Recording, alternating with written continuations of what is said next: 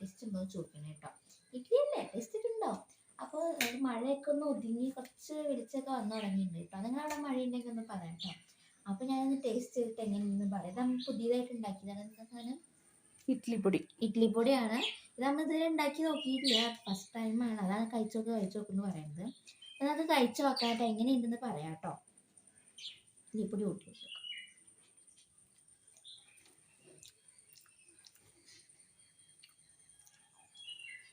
രണ്ടും നല്ല ടേസ്റ്റ് ഉണ്ട് കേട്ടോ.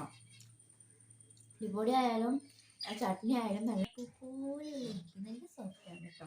അടുത്ത് പറയാൻ ഉള്ളത് തന്നെയാണ്. അപ്പോൾ എന്തായാലും നിങ്ങൾക്ക് വീഡിയോ ഇഷ്ടമായ ലൈക്ക് ചെയ്യുക, ഷെയർ ചെയ്യുക, സബ്സ്ക്രൈബ് ചെയ്യുക. ഓക്കെ, അപ്പോൾ അടുത്ത വീഡിയോ കാണാം.